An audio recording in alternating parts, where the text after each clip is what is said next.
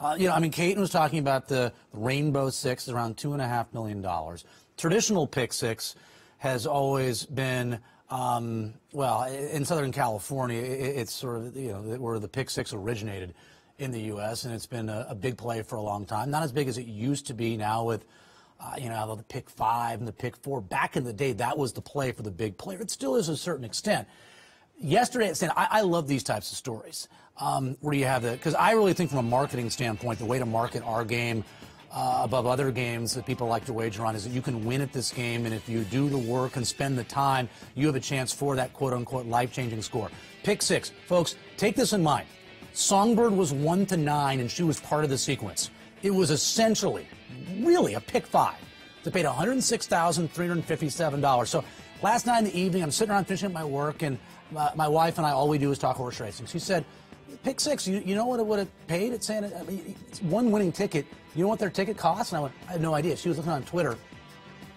$8 ticket. I love these stories. You don't have to be filthy rich. You don't have to get into these big syndicates. You don't have to spend $2,500, $3,000, $4,000 to have a chance. Does it help if you have that kind of money?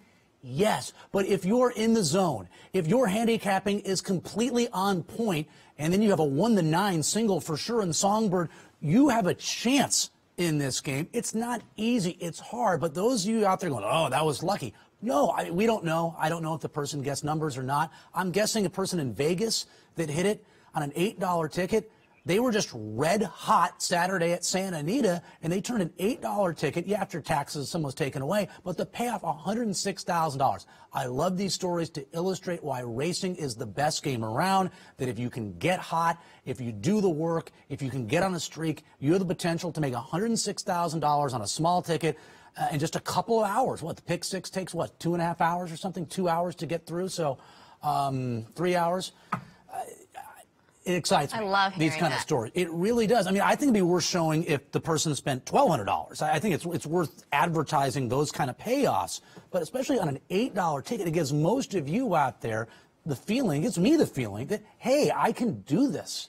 It's not easy. If you're out there, send us a tweet. Let us know. We'd love to hear from this person and how they came to who they selected in the sequence. Yeah, there's a big symposium they had in Vegas a few years ago. I was fortunate I was a moderator for one of the discussions. I tried to sit in on as many of the other discussions as I could, because a lot of the people giving these discussions were people that I really have respected, read a lot of their work back when I was a lot younger, people like Jim Quinn and Tom Brohammer and Andy Beyer. And the most interesting seminar that I sat in on, or one of them, is a little biased. My dad was involved in it. It was a pick six conversation. My dad was on the panel and Steve Chris on the panel. And they're friendly. They get along well. They've known each other for a long period of time. My dad was a big pick six player in Southern California back in the day. Steve Chris, who I respect immensely, was saying that you shouldn't even play the pick six unless you're a giant player. And my dad was arguing. He got a little bit heated in a not uncomfortable way, that the little guy can win, that if you are hot and do the work and have one of those days, you can turn $8 into $106,000. So, yeah, it's been something in terms of the pick six, been debated for a long period of time, but well done. And it's a story I'm glad I had time to talk about a little bit, because it's a pretty amazing thing that happened yesterday at Santa Anita. Bet anywhere with TVG.